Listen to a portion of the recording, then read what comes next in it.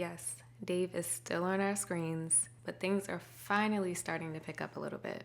Speaking of Dave, the episode opens with him having the absolute audacity to ask Lauren, so how'd you sleep? After going out with friends and not coming home with your phone mysteriously off? Okay, more on Dave and Lauren. Dave meets Lauren's mom, and I can just tell Lauren's been on that phone telling her everything. She's like, so what do we need to know about you, Dave? She's being nice, but I can still tell she does not play about her daughter. Remember, Dave's family has been MIA this entire time. And he's like, yeah, my family's so busy. My dad is busy. My mom is this. My mom is that. And Lauren's mom was kind of giving it to him a little bit when the topic about the guy Lauren was seeing came up again. She was like, there are more important things to worry about in the world than who my daughter was with. He's like, yeah, I know. I've grown so much this month, the most I've ever grown in my entire life. He's so fake. So it ended with Lauren's mom basically saying, our family supports your marriage, so you need to get your family on board. In true Dave fashion, here comes another fake issue. He claims when he talked to Lauren's dad, it caused him so much stress. And she was like, huh? Don't you think it causes me stress that your sister hates me and won't talk to me at all? At least my dad made an effort to speak with you off camera. At this point, it's like he's trying to make her initiate the breakup, just like he did Molly in the pods. Like, he'll manipulate the situation during the conversation and say things to make you want to just be like, you know what?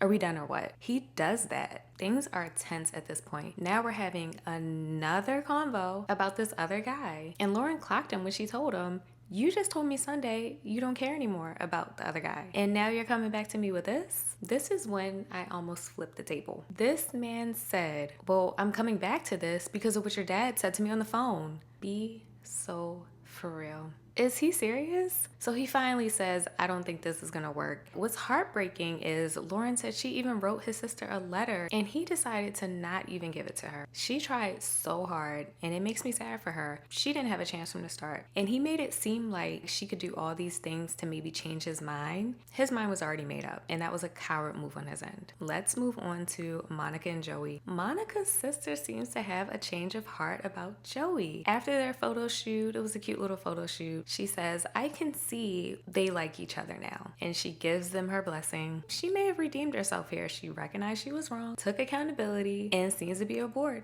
Okay, girl. Let's jump to Sarah and Ben. Sarah is once again bringing up the TikTok stuff. Ben is rambling on, and I'm just ready for this distraction to be over. It's getting stale. But something that was so funny was when Ben was talking, he's like, again, yeah, like we don't remember every single date we've been on. Mind you, last episode, Sarah was like, well, I remember every date I've been on.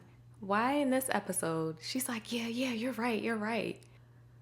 Sarah, she even attempts to go to church with Ben, and even there, it didn't look like she was feeling it, but it seems like she's trying to force herself. We meet Sarah's sister and her girlfriend, and they came ready to turn up. I don't know what was going on with Sarah, but she was overdoing it and coming off so fake. I think she was so desperate for her sister to like Ben. She felt she had to overcompensate with all the extraness she was doing. Now, all of a sudden, their values align so perfectly and everything's perfect. Sarah's sister was not buying it and was like, y'all really do not align in values.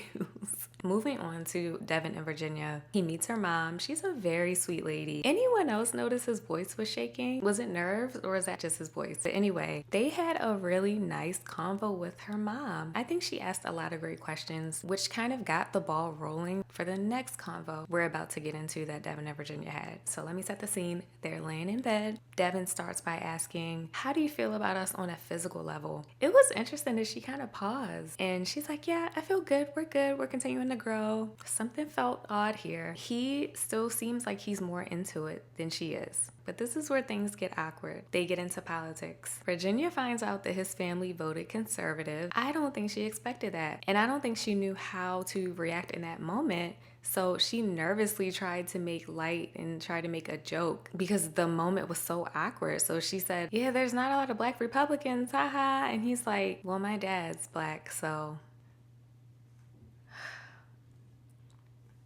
Awkward. He definitely follows the same path as his family, so I can tell he's on that side too. But it's like he was scared to say it or something. If you're on that side, you're on that side. Just say it.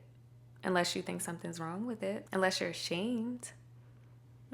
I feel like this changes things for the relationship. Devin's very family oriented, and if someone doesn't align with that in his family, I don't know how that's gonna work. I do think Virginia is so okay with everything right now, so she may overlook that, but they kind of ended the convo without really getting a clear resolution. The positive is after his family lawyers look over everything, he does sign the prenup. Daniel and Taylor, they take cute Christmas photos, have a cute mini golf date, and talked about how well their parents got along.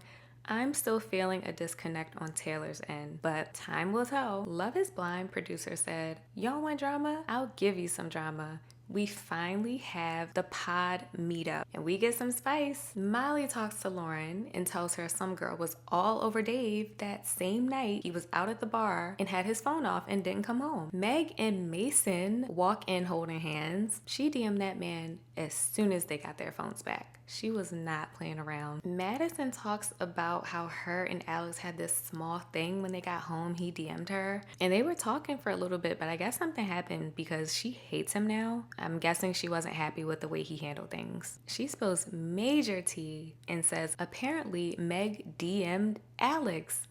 Alex, what is going on? I love when Molly sat down with Dave. She had Lauren's back, held him accountable, and straight up told him he was making excuses and that anyone would be lucky to have Lauren. All for Lauren. Not even 5 minutes later, to be all in his face with googly eyes. He's all drunk and just straight up gaslighting her, saying he messed up and he wished he could go home with her tonight and hold her. You didn't even want to do that when y'all were together.